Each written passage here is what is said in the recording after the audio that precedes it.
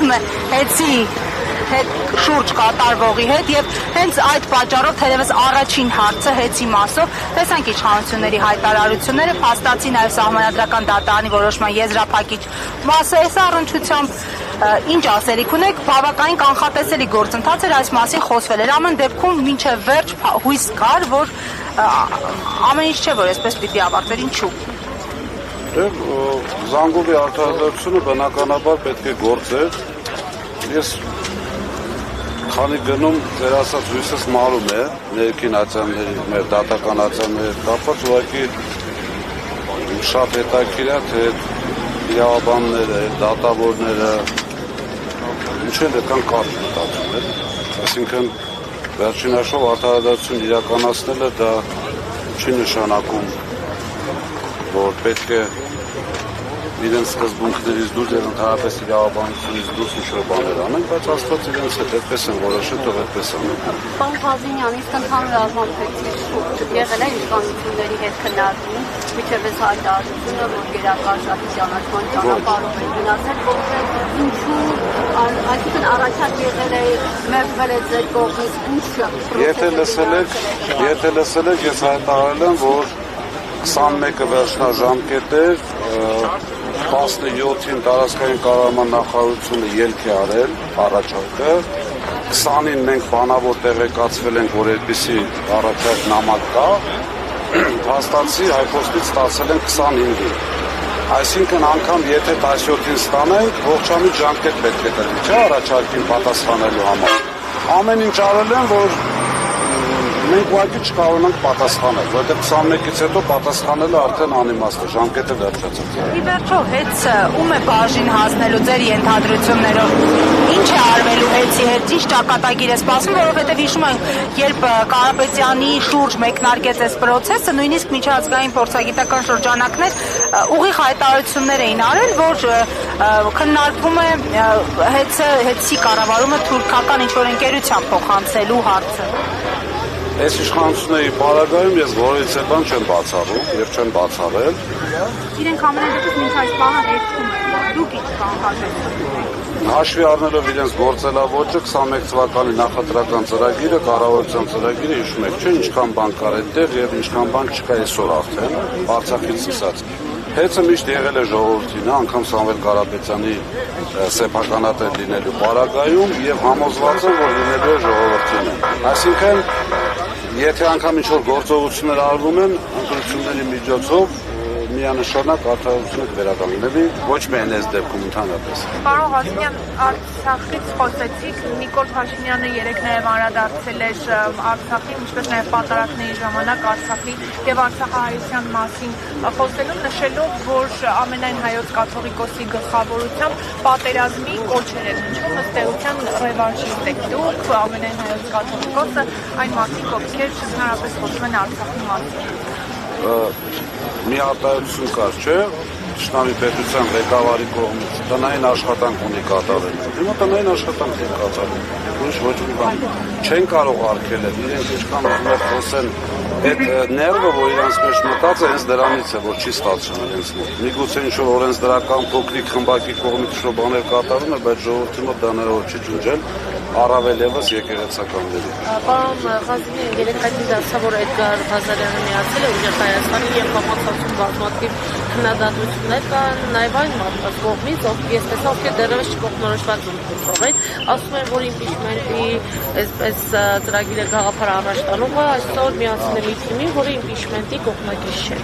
Այս քննադատություններին Ղազարյանը նախ առաջինը Ուժեղ Հայաստանը խորհրդարանական խմբակցություն չունի, որպեսզի կողմնակից լինի կամ չլինի, այդպիսի կարծիք ամենայն դեպս մեր կուսակցությունը չի տարածել որից հայտարարության ձևով։ Ինչ վերաբերում է պարոն Ղազարյանին, այո,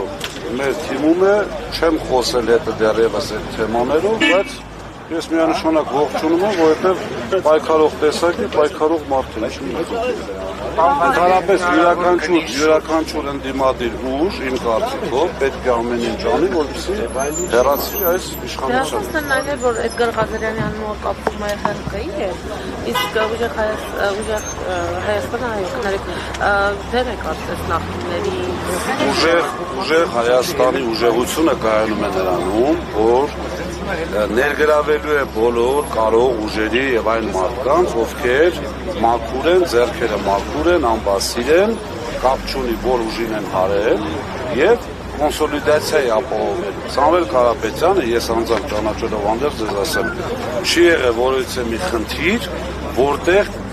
ինքը այլ մոտեցում դրսևորի, քան այսպես բարիշացնելը կամ մտերմացնելը կամ խնդիրը լուծելը։ Այդ ԿՊԻ-ից պատրաստ եք մարդկանց, Ես անձամբ չէ, փոքրիկ խմբակից չէ, մնացածը չէ։ Բայց օրինակ ԿՊԱ-ականներ կան, որոնք միացել են օրինակ մեծ ձևով։ Օրինակ Սաղիկը Վարդանյան, որ տարիներ շարունակ եղել է առողջապահության նախարարության պատասխանատուներից օրինակ։ Այսինքն ներողություն, եթե դուք վերցնեք այդ մարդկանց, օրինակ նույն Շուշանյան Լիլիայի դիմումը ազատման վերաբերյալ, վերցնեք մեկ այլ մարդու դիմումը, վերցնեք Ծաղիկ Վարդանյանի մասով ճիշտ ասած տեղեկացված չեմ, բայց ինչքան գիտեմ հեռացրել են աշխատանքից, այսինքն սրանց հետ անհամաձայնություններ ունենալու դեպքում հեռացված, ազատված կամ սեփական կամքով հասկանալով, որ ինչ է կատարվում, մարդիկ ազատվել են, բայց կարող ուժը ինչպես կարելի է չգնահատել։ Ես իրենց չեմ համարում փոքրիկ խմբակ, մի ներողություն, մի պատճառով։ Դա նշանակում է, որ մենք 18 թվականին բոլորին այսպես առանձնացնենք մի կողմի վրա, ասենք մեր հետ կապ չունենք։ Շատ մարդիկ հավատալով հետո նաև հասկացել են ինչ է կատարվել եւ հետ քայլել։ Ներողություն, դուք պլան B ունեք, եթե դուք շտալությունների մասնակցեք, ինչ է արվելու։ Համջան, որ ասենք ինչ է արվելու, արդեն պլան չի լինի։ Բայց ունեք, Փեցի շուրջ, եթե գնի առաջարկների կառավարության կողմից հնարավոր է բանակցություններ մեկնել։ Գնի առաջարկի ժամկետը վերջացել է, իրենք արդեն երեք էլ հայտարարեցին, որ գնում են գերակաշարի ճանապարհով, դա նշանակում է գնահատում եւ վճարում։ Այստեղ դեցի համաձայնությունը պետք չէ սահմանված։ Պարոն Ղազարյան, արտաքին հետախուզության ծառայության հայտարարության մասին ինչ դիրքորոշում ունեք, ուղիղ սլաքները կարծեք ասոցացվում են այս ձերով, թե կանոն չի նշված, երկիր չի նշված, բայց դե հասկանալի է, ում նկատի ունեն, ինչ դիրքորոշում ունեք, ով է ում ճնշում, ինչ են ներկայանում, տեղեկություններ ունեք, ու հիմա այս հայտարարությունը։ Եթե մեր ուժի առաջնորդը մարդ է, որը շատ երկար տարիներ անցկացրել է դրսում, այնտեղ է իր կարողությունը, իր աշխատանքի արդյունքում ունենա չէ երևի շատ համագիրներ, Հայաստանի քաղաքացիներ, բայց դրսում աշխատող, դրսում արարող։ Հիմա եթե մարդիկ Դե ինչ ուզում խոսում են, նույն այդ անձին ով որ դա ներկայացնում էր, ասում են ապացույցներ տուր, ասում են երկաթ բետոնյա չունեն, փայտյա ունի, թե պլաստմասե ունի։ Այսինքն, այստեղ նորից խոսքը գնում է վատաբանելու, չգիտեմ։ Ռուսաստանից մարդիկ չեն բերվելու ավտոբուսներով։ Մենք այդպիսի նպատակ չունենք, մենք այդպիսի ծրագիր չունենք, Ռուսաստանը թիրախավորելը շատ սխալ է, որովհետև այս պարագայում ես անձամբ կարծում եմ եւ իմ ունեցած ինֆորմացիաներով, իմ զանգերով, մեր ընկերների զանգերով հասկանում ենք, որ ոչ միայն Ռուսաստանից, այլ նաեւ ամբողջ աշխարհից հույսը տեսնելով մարդիկ միգուցե գան, ես չգիտեմ, քանակ չեմ կարող ասել, բայց կազմակերպվածություն որպես այդպեսին չկա։ Պարոն Ղազարյան, եւ ինչ է կարծում անվտանգության հետախուզական ծառայության այս հայտարարությունը։ Արդյոք ող է նախապատրաստում ընդդիմության նկատմամբ որևէ գործողություն իրականացնելու այդ ուժը Հայաստանում։ Ճիշտ ասած, առանց այդ հայտարարության էլ մենք պատրաստ ենք եւ սպասում ենք, այնպես չի որ մտածում ենք չի լինելու։ Ուղղակի շատ վատ է, որ արտաքին հետախուզական ծառայությունը աշխարհում այսօրվա կատարող իրադարձությունները, այդ թվում մեր տարածաշրջանում անդրադառնում է այս թեմային, դա արդեն պետության խայտարակություն է։ Ընդհանրեն իր ֆունկցիան չի կատարում։ Այստեղ որևէ վտանգի խնդիր չկա, երբ որ մարդիկ ուզում են գան մասնակցեն։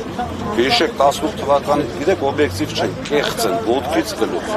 18 թվականին ովքեր կար ասեն եկան պաշտպանեցին, վերջում փախան։ Բնակարաններ էին գնում, այստեղ պետք է բնակվեին, ողջունում էին սփյուռքի մեր հայրենակիցներին։ Ու նույն մարդիկ այսօր խոսում են, որ